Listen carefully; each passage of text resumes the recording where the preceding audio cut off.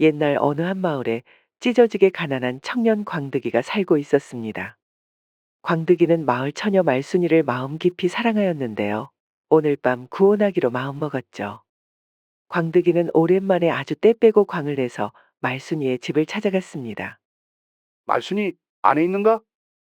어쩐 일로 이 밤에 찾아왔슈? 어이구, 서운하게 뭔 말을 그렇게 해요. 어린 시절부터 뺀질나게 봐놓고서는 내가 찾아온 게 별일인가? 그러니까 뺀질나게 보는 얼굴을 뭐하러 오밤중에 또 보여주러 왔냐 이 말이지. 아니, 그니께 사실 별일이기는 하지. 뭔데 볼썽사납게 몸을 베베 꼬면서 말하는겨. 거 사람 감질나게 허지 말고 퍼뜩 말해보쇼. 그러니까 설라문에 오늘 꼭 이 말을 해야겠소. 광득이는 그러면서 무릎을 탁 꿇었습니다. 돈도 없고 쥐뿔도 없는 광득이지만 이렇게 누구 앞에서 무릎을 꿇어본 적이 없었지요. 광득이는 그만큼 절박한 마음이었습니다. 심장이 두근거려서 입 밖으로 튀어나올 것 같았지만 숨을 고르며 마음속에 담아둔 그 한마디를 내뱉었습니다. 말순이, 내 알을 낳아도. 광득이는 용기를 끌어내서 탁 내뱉었습니다. 헌데 말순이의 표정이 영 이상해지는 겁니다. 말순이는 팔짱을 끼고는 콧방귀를 뀌었습니다. 그 말하려고 내를 불렀소. 바빠 죽겠는디? 뭔 말을 그렇게 헌냐? 그래서 대답은 어찌 되는겨? 꿈깨쇼 이 양반아. 말순이는 새침대기처럼 그리 말하면서 고개를 획 돌렸습니다. 이에 광득이는 당황해서 손을 벌벌 떨었습니다. 아무렴 그래도 햇수로 몇 년을 알고 지냈는데 일이 딱 잘라 거절해버릴 줄은 몰랐기 때문입니다. 그게 무슨 말이오? 내가 어디가 어때서? 가진 거라고는 쥐뿔도 없어 놓고는 그런 말이 나오는 거요. 속된 말로 다음날 끼니도 어찌 떼야 할지 막막하면서 뭔 결혼이요. 그야 내일은 또 내일 벌어서 먹으면 되지. 그게 뭔 대수요? 대수지. 자기 입에 풀칠하기도 바쁜데 결혼하면 나 굶기지 않고 먹여 살릴 자신은 있어? 그래, 알을 낳았다고 쳐. 그러면 그 자식 새끼 굶겨 죽이지 않을 자신은 있고. 아닌 말로 입 하나도 감당 못해서 쩔쩔매면서 입 세 개는 어찌할 생각이요? 셋이 뭐야? 넷이나 다섯 혹은 여섯이 될 수도 있는 것을. 몸에 자식을 뭘 그리 많이 낳을 생각을 했랴? 날 아주 말려 죽일 생각이구만. 아주 떡줄 사람은 생각도 않는데 김칫국부터 대빨로 들이키는구려. 그러니까 자신이 있다는 거요, 지금. 말순이가 그렇게 쏘아대자 광득이는 할 말을 잃었습니다. 틀린 말이 하나도 없었기 때문이죠. 그럼에도 광득이는 여기서 그냥 물러날 수 없었습니다. 결혼하면 내 죽기 살기로 해서 어떻게든 할 테니께 걱정 마시오. 말이야, 누군들 못하겠어. 저기 저작거리에 있는 거지 개똥이도 말로는 임금님 옥새도 공가올 수 있제. 됐고, 퍼뜩 돌아가쇼. 내는 그리고 이미 임자 있는 몸이니께. 임자! 임자가 있다고! 그게 뭔 소리오? 말순이의 말에 광득이는 놀라서 펄쩍 뛰었습니다. 임자가 있다니 이게 도대체 무슨 말이랍니까? 이에 말순이는 한숨을 푹 쉬었습니다. 저기 칠봉이한테 이미 구원받았소. 칠봉이! 그놈 자식은 뭐 만석쟁이라도 되는 거요? 나보다 잘난 게 뭐가 있다고 그려? 광득이 자네는 밭은 고사하고 곡식 한 섬이라도 있어. 아니면 소라도 있는 거요. 가진 거라고는 두 손하고 저 뺀질 때는 이뿐인 주제에 무슨 배짱으로 결혼을 하자고 하는겨. 아니, 내가 그래도 칠봉이보단 좀 생겼잖여. 잘생겨봤자 밭에 심을 것도 아니고 내가 얼굴만 믿고 살다 굶어 죽을 생각은 없소. 이러지 말고 가서 뭐 좀 벌어와서 보여주는 정성이라도 좀 보여보시오. 그래도 내가 칠봉이보다는 낫다 싶으면 생각은 해볼라요. 말순이는 손을 내저으며 쌀쌀맞게 말을 마치고 집으로 들어갔습니다. 광득이는 망연자실해진 채로 어둑한 밤길을 터덜터덜 걸어 내려갔습니다. 난들 광득이도 이렇게 찢어지게 가난하게 살고 싶었겠습니까? 태생이 천한 데다 배운 것이라고는 막일밖에 없고 부모님도 일찍 돌아가셔서 가진 것이라고는 좁아터진 초가집 한 채뿐이었습니다. 그래도 사랑하는 여인과 결혼하여 남들 안 부럽게 버젓이 살고 싶었는데 이제 이것도 일장춘몽에 불과했지요. 아니지, 그래도 어디서 돈이라도 넉넉히 구해오면 말순이의 마음을 돌릴 수도 있습니다. 그런데 어떻게 해야 할까요? 당장 돈벌이를 궁리해봐도 모자란 광득이 머리에는 드는 생각이 없었습니다. 도둑질이라도 해야 할까요?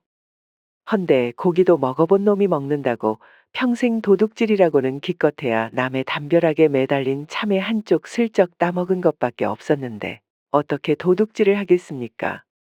게다가 광득이는 그런 부끄러운 짓을 저지르고 싶지 않았습니다. 아무리 가진 것이 없어도 나쁜 짓은 하면 안 되는 것이지요. 이놈의 세상? 그 망할 것에 돈이 뭐라고 내 마음을 이리 찢어놓는 게냐? 어휴 팔자야.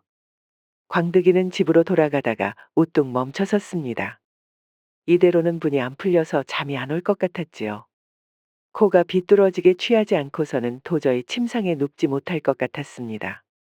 광득이는 발길을 돌려 주막으로 향했습니다. 눈물 젖은 가슴에는 술로 적셔야 하는 법이죠. 광득이는 아주 코가 비뚤어지도록 마실 생각이었습니다. 광득이는 어깨를 축 늘어뜨리고 주막에 도착하였습니다. 심지어 주막마저도 오늘따라 초라해 보였지요. 광득이는 신경질적으로 문을 열고 주막 안으로 들어갔습니다. 그런데 광득이의 시선을 사로잡는 광경이 있었습니다. 주막 한켠에 정말 눈, 코, 입이 제자리에 붙어 있는 것이 용하다 싶을 정도로 추한 사내가 아리따운 여인네를 둘이나 곁에 끼고 술을 마시고 있는 것 아니겠습니까? 광득이는 저렇게 짜리몽땅하고 못난 사내는 생전 처음 보았습니다. 그런 추남에게 매달려 아양을 떠는 여인네들의 비위가 경이로웠습니다. 추남은 호탕하게 웃으며 여인네들의 술시중을 받았습니다. 주막에 있는 손님들은 그런 추남을 부러움 가득한 눈빛으로 힐끗거리며 보았지요. 아니 어찌 저런 몰골로 저리 곱디고 온 여인들을 끼고 있다냐? 세상에 참 알 수 없는 법이구나. 광득이는 슬금슬금 눈치를 보며 자리에 앉아 술을 시켰습니다. 그리고 일단 두세 잔을 연거푸 들이켰죠. 허나 술에 취할수록 광득이의 마음속 부러움과 호기심은 참을 수 없을 만큼 커졌습니다. 마침 두 여인이 자리를 비운 틈을 타 광득이는 조심스레 그 사내에게 다가갔습니다. 이보쇼. 실례가 되지 않는다면 내 뭐 좀 묻겠소이다. 아이 깜짝이야. 어딜 그리 못난 면상짝을 들이미는 게요. 그거 거리 좀 두고 말하시오. 추남이 인상을 찌푸리며 광득이를 밀쳤습니다. 이에 광득이는 어처구니 없었습니다. 광득이가 이래 보여도 어디 가서 못났다는 소리는 들은 적이 없었는데 추남에게 이런 말을 들으니 짜증이 뻗쳤지요. 그래도 화를 꾹 참고 말했습니다. 미안하게 되었소. 헌데 너무나도 궁금하여서 참을 수가 없었소. 뭐 궁금하면 물어봐야지. 뭔데 그러시오? 아니 대체 어찌 저리 아리따운 여인네를 둘이나 끼고 술을 마시고 있는 거요? 제발 비결 좀 알려주시오. 추남은 술잔을 내려놓고 광득이를 위아래로 훑어보며 껄껄 웃었습니다. 그래 비결이 궁금하다고? 이가 참 원래는 궁뎅이를 걷어차서 쫓아내려고 했더니만 자네 얼굴을 보니 동면상련의 마음이 들어서 어쩔 수 없구려. 그러니 키 쫑긋하고 잘 들으시오. 이거 참 내가 그리 막 생기지는 않았는데. 뭐라였어? 아니요. 아주 귀 쫑긋하고 새겨 듣겠다고 한 거요. 광득이는 자기도 모르게 투덜거렸다가 급하게 말을 삼키고 귀를 기울였습니다. 이에 추남은 술을 한 잔 쭉 들이키고 떠벌떠벌 떠들기 시작했습니다.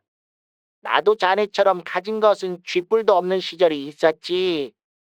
게다가 이 못난 얼굴, 애미의 비두치 자식 새끼면 예쁘다 예쁘다 해주거늘 어미는 나를 보면 울음을 터뜨리고는 했어. 천지신명님, 어찌 아스키 세수대야를 이리 찌그러뜨려 놓았습니까? 이렇게 말이야. 그래도 자기 못난 거는 잘 아시는구려. 이래 보여도 내가 자기 주제는 확실히 아는 녀석이거든. 자네도 그래서 살 길이 막막한 거 아니요? 됐으니 어서 말해보시오. 여튼 댁처럼 못나고 가진 것도 없는 거지였어. 먹을 것도 없고 입을 것도 없고 하루 벌어 하루 먹는 신세였지. 그런데 어느 날 내 운명을 바꿔놓은 일이 있었어. 그게 뭐요? 광득이는 눈을 번뜩이며 더욱 귀를 기울였습니다. 추남은 삐뚤빼뚤한 이를 쓱 드러내며 미소 지었지요. 정말 다시 보아도 못난 사내였습니다. 산에서 산삼을 하락했다 이 말이요. 산삼이요? 그랬어. 그게 바로 천냥짜리 산삼이더이다. 그놈을 고관대작한테 팔아치우니 갑자기 내 인생이 펴지더구만. 돈이 생기니 좋은 옷도 사고 여기저기서 여자가 달라붙는 게 아니겠어? 천냥짜리 산삼이라니. 아니, 그런 게 정말 있다 이 말씀이요? 산삼은 귀하디 귀한 물건이라 쉽진 않소. 하지만 운이 좋으면 못 찾으란 법도 없지 않겠어? 보시오, 여기 이 몸도 찾아서 이렇게 인생이 쫙 폈지 않소? 추남은 호탕하게 웃으며 술잔을 다시 채웠습니다. 광득이는 그의 말에 온몸이 전율하는 것을 느꼈습니다. 이대로 가난에 찌들어 살봐야 산에서 산삼이라도 찾아야겠다는 결심이 서는 순간이었지요. 고맙소. 생긴 것과는 달리 아주 속이 꽉 찬 양반이구만. 고럼고럼! 내 씨알이라도 굵어서 밤마다 여인네들이 죽어나지. 그러면 그 천냥짜리 산삼이면 산에 올라서 찾은 거요? 이 사람이 산삼이 산이 아니면 어디서 찾나? 강에서 나왔으면 강삼이었지. 저기 보이는 아우산에서 캐왔다워. 헌데 조심하시오. 산은 만만한 곳이 아니야. 목숨을 걸어야 할 거예요. 광득이는 추남에게 머리 숙여 인사하고 주막을 나섰습니다. 캄캄했던 길이 밝아지는 기분이었습니다. 광득이는 기대감을 잔뜩 끌어안고 뜬 눈으로 밤을 새고 다음날 아침 일찍 마을에서 한 신만이를 찾아갔습니다. 신만이는 몸집이 작고 마른 데다 얼굴에 굵은 주름이 얽힌 자로 장노인이라 불리었습니다. 장노인은 오래전부터 산을 누비며 산삼을 캐서 팔았습니다. 어르신, 저 꼭 부탁드릴 것이 있어 찾아왔습니다. 이놈은 또 어디서 굴러들어온 놈이야? 꼬락서니를 보아하니 산삼을 사려고 온 건 아닐 테고 바쁘니 썩 꺼지거라. 어르신 제발 부탁드립니다. 저도 어르신처럼 신만이가 되고 싶습니다. 허참 신만이? 하여간 이런 젊은 것들이 몇 있지? 일확천금에 눈이 멀어서 호랑이굴에 고개를 들이미는 멍텅구리 같으니 엄밀히 말해 산삼굴 아니겠습니까? 뭔 산삼구리야? 정신 차리거라 이놈아. 산이 얼마나 험한 곳인지나 아느냐? 곰도 있고 뱀도 있고 발을 헛디디면 곧바로 천길랑 떨어지다. 내 놈 같은 얼간이가 감히 산에서 버틸 수 있겠느냐? 저도 압니다. 하지만 저는 반드시 산삼을 캐고 싶습니다요. 부탁드립니다. 뭐든 다 하겠습니다. 장신만이는 퉁명스레 대꾸하였지만 광득이의 열성적인 부탁에 잠시 고민했습니다. 그러다가 어쩔 수 없다는 듯 고개를 끄덕였지요. 좋아, 정 그렇다면 알려주마. 허나 바로 산삼을 캐는 일은 시키지 않는다. 내 밑에서 자빌부터 하며 산에 대해 배워라. 산은 얕잡아 볼 곳이 아니니 기본을 배우기 전엔 절대 산삼에 손을 댈 생각도 말거라. 감사합니다. 어르신. 정말 잘 부탁드리겠습니다. 그렇게 해서 광득은 장노인의 도제 생활을 시작했습니다. 그는 산짐승의 길을 정리하거나 나무를 캐오고 장노인이 지도를 그릴 때 필요한 먹물을 만드는 온갖 허드렛 일을 도맡았습니다. 그리고 시간이 흘러 장노인은 마침내 광득을 데리고 아우산으로 올라갔습니다. 자, 그간 이것저것 얼추 배웠지? 빗자루 쓸기는 많이 배웠지요. 그게 다 도움되는 일이다. 나중에 스승님 하고 고마워할 거요. 광득이는 퍽이나 잘도 그러겠다라고 쏘아붙이고 싶었지만 참았습니다. 일단 겨우 산에 들어왔으니 산삼에 한층 더 가까워졌으니 말이죠. 자, 이제 내가 알려줄 테니 잘 듣거라. 산삼을 찾으려면 단순히 산만 헤매선 안 된다. 산삼은 그 뿌리가 특별해서 오래된 나무 근처나 음지에서 주로 자란다. 특히 잎이 오엽이라 하여 5갈래로 나뉘어 있어 구별이 쉽다. 그런데 이것도 경험이 없으면 잡초와 헷갈릴 테니 잘 봐둬야 한다. 네, 어르신. 뿌리는 오래된 나무 주변 그리고 잎은 5갈래. 기억하겠습니다. 또 한 가지. 잎만 보고 덥석 뽑지 말고 주변 흙을 살살 긁어가며 뿌리를 확인해야 한다. 뿌리가 잘리거나 훼손되면 제값을 못 받으니까 말이다. 알겠느냐? 그리고 절대 이 아우산에서 벗어나서 형님산으로 가면 안 된다. 알겠느냐? 예, 알겠습니다. 이제 산삼 찾는 건 시간 문제입니다요. 도대체 그 자신감은 어디서 나오는 게냐? 그래, 그러면 내 놈이 얼마나 잘 찾나 어디 한번 두고 보마. 광득은 신나게 산을 돌아다니며 장노인이 일러준 대로 산삼을 찾기 시작했습니다. 그러나 역시 사는 생각만큼 호락호락하지 않았습니다. 다른 신만이들이 이미 휩쓸고 가버려서 그런지 눈에 띄는 것은 잡초뿐이었죠. 허나 사람이 이대로 죽으라는 법은 없는가 봅니다. 광득이는 낙엽이 무성히 떨어진 둔덕에서 5갈래 잎을 발견했습니다. 이에 곧바로 조심스럽게 흙을 긁어내어 뿌리를 확인해 봤더니 에그머니나 바로 산삼이었습니다. 신봤다! 신봤다! 내가 찾았다! 광득이는 신이 나서 목이 터져라 외쳤습니다. 장노인이 일러준 대로 산삼을 캐는 즉시 신받다를 외친 것이죠. 그러자 갑자기 장노인이 후다닥 뛰어오더니 광득이 손에서 냅다 산삼을 낚아채워버리는 거 아니겠습니까? 원노인네가 저리 빨리 달리나 싶었습니다. 신봤다 이놈아. 아니, 어르신? 지금 뭐 하는 것입니까? 이 얼빠진 녀석. 내 오늘 값진 가르침을 하나 더 주마. 신만이는 그 누구보다도 신만이를 경계해야 하는 법이다. 장노인이 어깨를 들썩이며 낄낄거렸습니다. 얄밉기 그지 없었지만 그래도 스승님이라고 광득이는 감히 돌려달라고 말은 하지 못했습니다. 그러나 그때였습니다. 갑자기 뒤에서 들려오는 소리와 함께 누군가 장노인의 뒤통수를 몽둥이로 후려쳤습니다. 빡 하는 둔탁한 소리가 나며 장노인은 그만 까무룩 기절해버렸죠. 그리고는 장노인을 공격한 한 사내가 떨어뜨린 산삼을 짚어들었습니다. 신봤다. 이건 이제 내 거다. 또 다른 신만이었던 것입니다. 광득이는 그 광경을 보고 놀라 얼어붙어 버렸습니다. 과연 신만이는 다른 신만이를 경계하라고 한 장노인의 가르침대로였습니다. 허나 그러고 더 놀라운 일이 벌어졌습니다. 또 다른 사내 무리가 우다다 달려오더니 그 사내에게 달려들어서 흠씬 두들겨 패기 시작하지 뭡니까? 광득이는 그 모습을 멍하니 지켜볼 수밖에 없었습니다. 내 거다. 내 거야. 신봤다. 뭐, 내 거. 그럼 난 뭐냐? 그건 내 거다. 신봤다. 신보기를 뭘 보았느냐? 내 몽둥이 맛이나 좀 보거라. 심지어 이들은 서로가 서로의 산삼을 빼앗기 위해 머리를 잡고 싸우며 난리를 피웠습니다. 정말이지 아귀다툼이 따로 없었습니다. 그러다가 맞고 기절했던 장노인까지 다시 일어나서 난장판에 뛰어들었습니다. 참으로 아사리판이로구나. 여기서 산삼을 찾다가는 옥황상제님을 먼저 찾겄다. 미친 짓이오.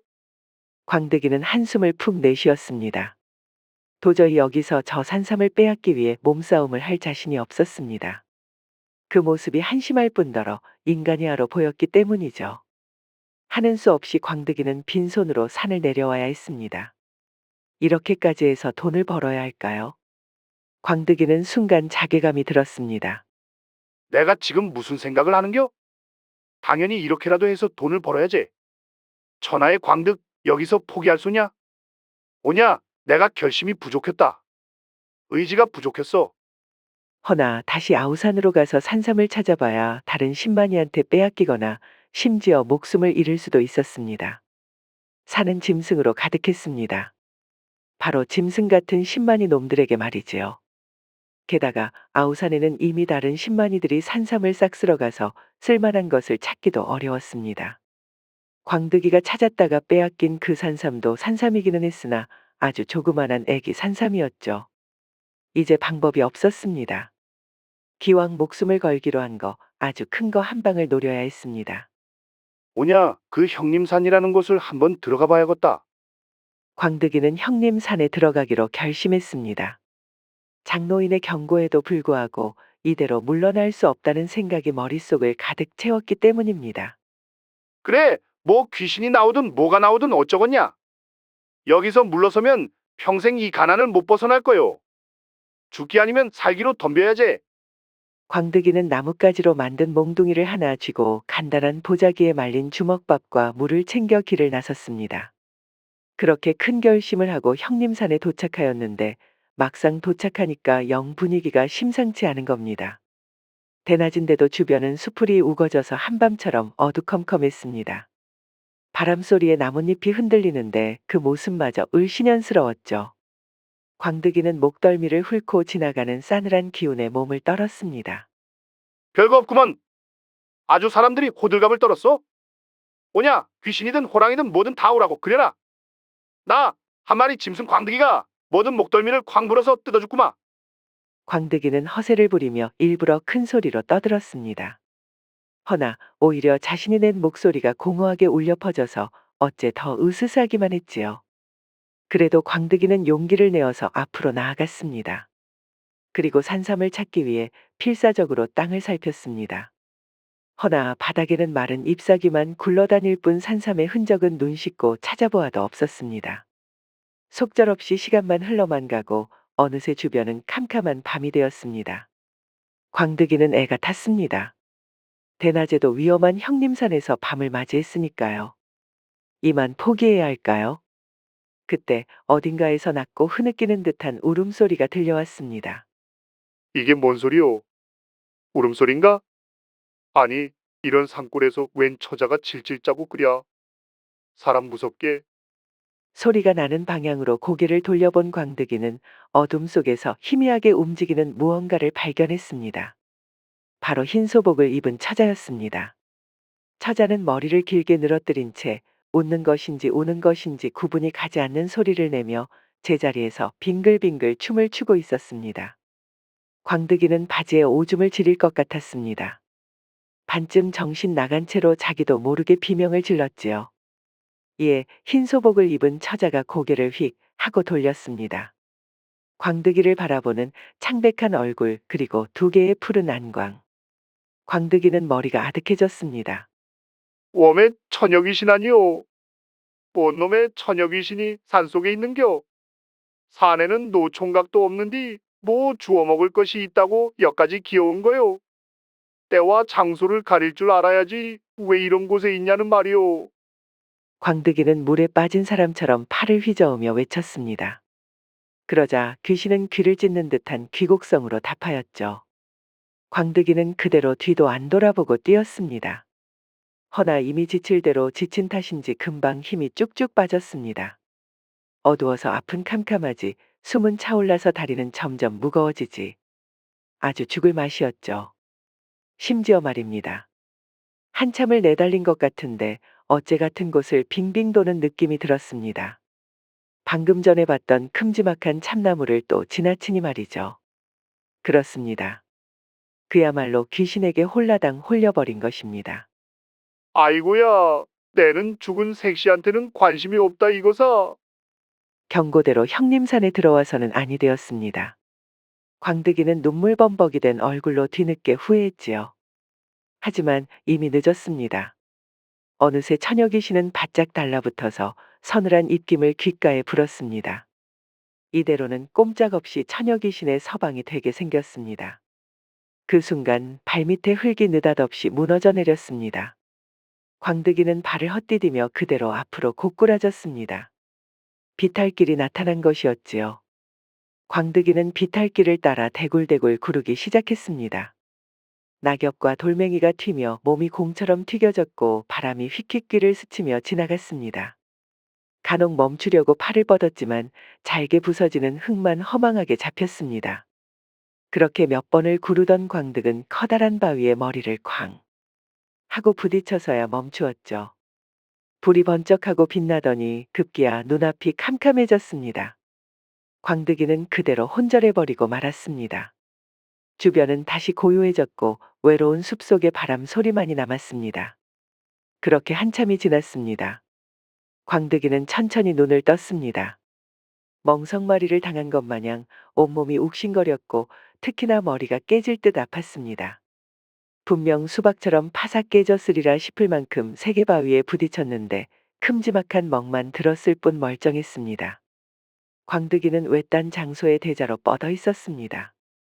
처녀 귀신도 온데간데 사라져서 보이지 않았지요. 광득이는 머리를 감싸쥐고 천천히 일어났습니다. 그리고 자신이 누워있던 바위 아래를 보니 그 자리에 달빛이 환히 내려앉아 있었습니다. 달빛은 흙위를 비추며 신비롭게 빛나고 있었지요. 그리고 어딘가 영험한 기운이 감도는 장소였습니다. 어쩌면 처녀 귀신도 그래서 다가오지 못했을지도 모릅니다. 광득이는 혹시나 하는 마음에 달이 비춘 흙바닥을 손으로 파내기 시작했습니다. 마치 달빛 아래에 그 자리가 무언가를 감추고 있는 듯한 느낌을 주었기 때문입니다. 그리고 얼마 지나지 않아 흙 속에서 뭔가가 드러났습니다. 아니, 이게 무엇이오? 광득이의 손끝에 닿은 것은 커다란 뿔이었습니다. 그는 흙을 더 파내며 뿌리를 조심스럽게 꺼냈습니다. 그것은 다름 아닌 산삼이었습니다. 그것도 팔뚝만한 크기의 산삼이었죠. 얼핏 보면 팔다리가 달린 무라고 착각할 만큼 큼지막했습니다. 광득이의 입이 떡 벌어졌습니다. 이거야말로 천냥 아니 만냥짜리 산삼이구먼. 기쁨에 겨운 광득은 산삼을 껴안고 덩실덩실 춤을 추기 시작했습니다. 하지만 광득이는 신밧다를 외치지 않았습니다. 아우산에서 겪었던 신만이들의 아귀 다툼이 떠올랐기 때문이었습니다. 혹시 또 모르제? 이 험한 곳까지 나를 뒤쫓아온 녀석이 있을지도. 내 한 번 실수하지 두 번은 안 한다. 광득이는 산삼을 꼭 쥔 채로 웃음을 터뜨렸습니다. 그런데 돌연 이게 웬일이랍니까? 광득이 손에 붙들려 있던 산삼이 느닷없이 몸뚱아리를 비트는 것입니다. 에라이 이 얼빠진 녀석아. 산삼은 광득의 손에서 빠져나와 땅 위를 휙휙 뛰기 시작했습니다. 광득은 그 광경에 어안이 벙벙했습니다. 이게 꿈이요 생시요. 산삼이 말도 하고 두 발로 뛰어댕기네. 정신을 차린 광득은 허겁지겁 산삼을 뒤쫓았습니다. 어두운 산속에서 산삼은 천방지축으로 뛰어다니며 웃음을 터뜨렸습니다. 내 만냥짜리 산삼. 거기 서라. 서긴 뭘 서냐 이 멍텅구리야. 내 놈 아랫돌이나 한번 제대로 세워보거라. 광득이와 산삼은 어두운 숲속에서 쫓고 쫓기는 추격전을 이어갔습니다. 하지만 산삼이 아무리 빨라도 그 강렬한 산삼 향기를 숨길 수는 없었습니다. 어찌나 강렬한지 향기만 따라가도 산삼을 뒤쫓을 수 있었답니다. 그러나 갑작스레 숲속이 또다시 으스스해지더니 흰 소복을 입은 처녀 귀신이 나타났습니다. 처음에 광득이도 흠칫 놀랐지만 이미 산삼에 눈이 돌아간 상태였죠. 광득이는 입에 거품을 물며 주먹을 휘저었습니다. 이 오라질려나.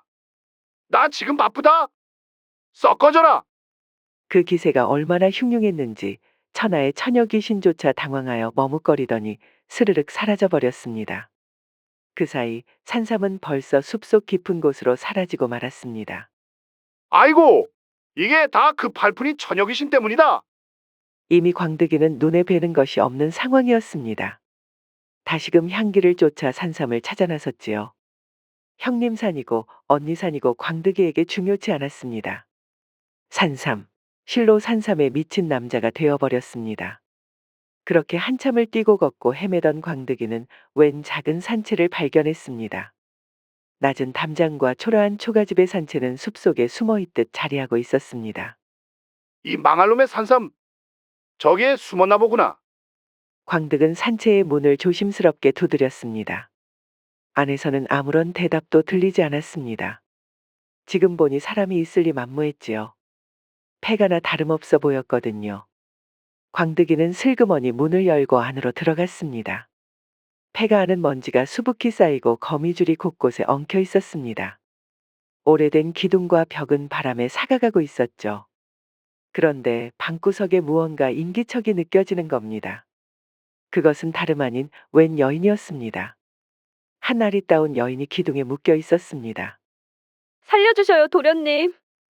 애구 깜짝이야. 댁은 니쇼? 어느 날 마을에 내려온 산적놈들이 한밤중에 저를 납치했답니다. 제발 저 좀 풀어주세요. 이 산채는 산적놈들의 은신처였나 봅니다.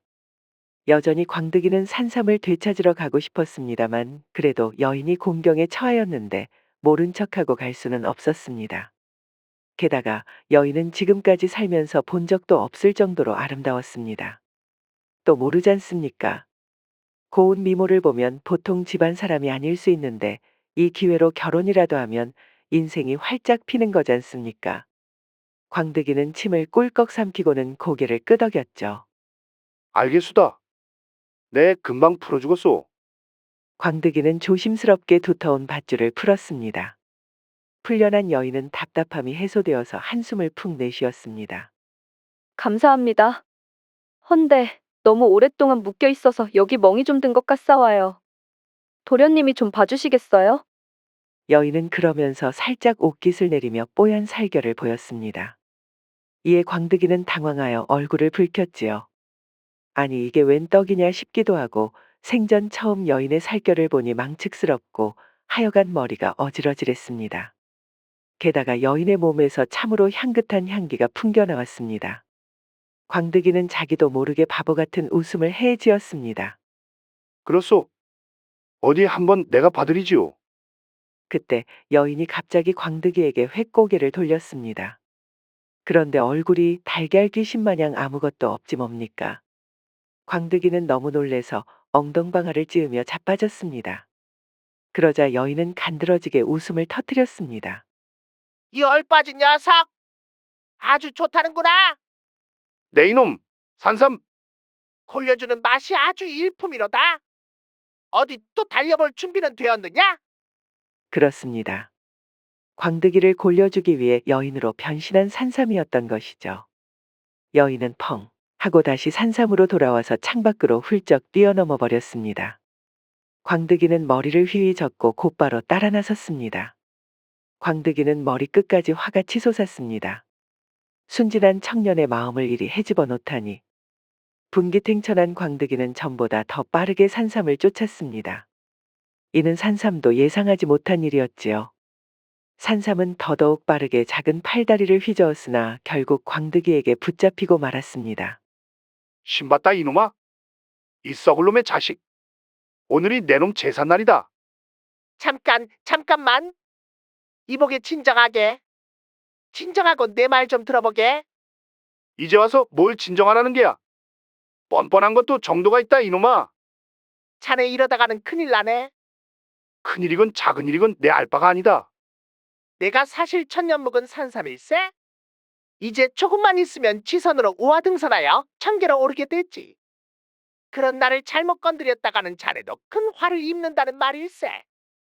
산삼이 이렇게 애걸복걸하자 광득이도 잠시 갈등하였습니다. 아무렴 이렇게 씨알이 굵은 산삼이 뛰어다니고 말하는데 우화등선한다는 말이 영 거짓으로 들리지 않았기 때문이죠. 그래도 광득이는 지금 당장 돈이 필요한 상황이었죠. 그래도 산삼은 광득이가 우물쭈물하는 것을 보고 재차 설득했습니다. 이보게 내 자네 행색을 보아하니 전문 10만이 같지는 않고 돈 몇 푼 벌려고 이러는 거 아닌가? 돈이라면 내가 해결해 줄 수 있네. 괜히 나처럼 큼지막한 산삼 들고 저작거리로 갔다가 다른 10만이들한테 뺏기면 어쩌려고 그래? 또 속여 먹으려고 하는 거라면 그만두는 게 좋을 걸세. 자네가 지선이건 지렁이건 지금은 내 손에 꽉 잡혔어. 허튼 짓 하면 곧바로 산삼탕을 만들어 버릴 게야. 원참 상미하고는. 그래, 내 뿌리에 걸고 맹세하지. 그러면 이야기나 좀 들어보게. 산삼은 광득이의 단단히 환한 표정을 살피며 말을 이어갔습니다. 이보게 자네가 방금 지나온 산책 거기가 어디인지 아는가?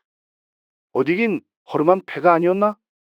그 얼굴도 멍청하더니만 머리도 뻥청하구만.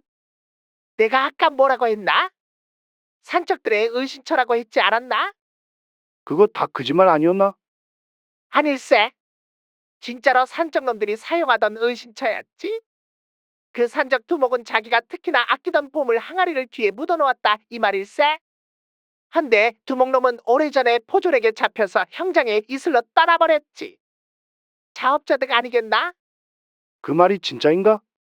그래, 그래서 그 보물 항아리면 얼마나 되겠나? 못해도 1,000냥, 아니 5,000냥은 될 걸세? 5천냥이라니. 그 말을 들은 광득이는 두 눈을 휘둥그렇게 떴습니다. 5천냥! 5천냥이라고! 그렇다네. 지금 나를 따라와 보게나? 나는 이제 자네를 속일 생각이 없네. 나도 천년 묵은 산삼에 자존심이 있지 않겠는가? 글쎄다. 내 놈 말을 믿어도 되는지 모르겠구만. 이번에도 날 굴려먹으려는 게 아니겠지? 믿든 안 믿든 선택은 자네 몫이라네. 허나 이 기회를 놓치면 자네가 평생 후회할 거라는 것만은 확실하네. 광득이는 고민 끝에 산삼을 믿기로 했습니다. 허나 일단 산삼을 동아줄로 꽁꽁 묶었지요. 산삼은 불만인 듯 투덜거렸지만 어찌되었든 광득이를 이끌고 산채로 갔습니다. 그 모습이 마치 강아지를 산책하러 나온 것 같아 우스꽝스러워 보였습니다. 이윽고 산채로 돌아온 산삼은 뒤뜰로 향했습니다. 산삼은 유독 땅이 평평하고 풀이 무성한 부근을 가리켰지요. 바로 여길 파보게나? 두목이 숨겨둔 항아리가 있을 거라네. 광득은 긴가민가 하면서도 손으로 땅을 파기 시작했습니다. 얼마 지나지 않아 삽 대신 사용한 나뭇가지가 단단한 무언가에 닿았습니다. 광득은 힘을 다해 땅을 더 파냈습니다. 그리고 마침내 커다란 항아리가 모습을 드러냈습니다. 이야, 진짜로구나. 나도 이제 부자다. 광득이는 쾌재를 부르며 항아리 안을 살펴보았습니다.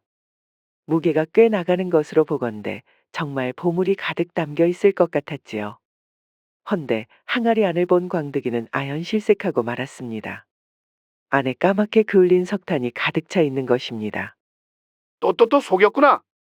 화가 난 광득이는 고개를 들었는데 산삼은 이미 저 멀리 도망가고 있었습니다. 멀리서 어렴풋이 산삼이 외치는 소리가 들려왔습니다. 자네와의 시간은 정말 유쾌했네. 잘 지내게나? 광득이는 힘이 쭉 빠져서 풀썩 주저앉았습니다. 이제는 힘이 너무 빠져서 더는 쫓아갈 수도 없었습니다. 어쩌겠습니까? 빈손으로 내려갈 수는 없으니 항아리라도 들고 가야지요. 이 항아리라도 팔아 몇 푼이나 벌어보자는 심정이었습니다. 광득이는 터덜터덜 산에서 내려왔습니다. 아직 이른 새벽이라 저작거리에 나갈 수는 없는 노릇이었습니다. 광득이는 무거운 항아리를 들고 있는 자신이 애처로워서 홧김에 휙 하고 바닥에 내던졌습니다. 그런데 땅바닥에 항아리가 부딪히는 순간 표면이 살짝 벗겨졌는데요. 그 사이로 눈부신 황금빛이 보이는 겁니다. 아니, 이게 뭐야? 황금 항아리요? 광득이는 그 자리에서 항아리 안에 숯을 탈탈 털어내고 걸레를 가져와서 항아리를 박박 닦아냈습니다. 항아리 표면을 모두 닦아내자 어느새 아침해가 떠올랐고 항아리가 찬란한 황금빛으로 빛났습니다. 산삼이 거짓말을 한 것이 아니었습니다. 어쩐지 항아리 주제에 너무나도 무겁던 것이 황금이었던 것입니다. 광득이는 그 무거운 황금 항아리를 들고 덩실덩실 춤을 추었습니다. 이렇게 우여곡절 끝에 황금 항아리를 찾은 광득이는 곧바로 팔아서 돈 5천냥을 벌 수 있었습니다. 돈을 번 광득이는 아주 말쑥하게 차려입고 말순이를 찾아갔지요. 그리고는 당당하게 결혼을 승낙받았습니다. 마침내 새신랑이 된 광득이는 말순이와의 첫날 밤에 그간 겪었던 수모를 모두 깡그리 돌려주었답니다.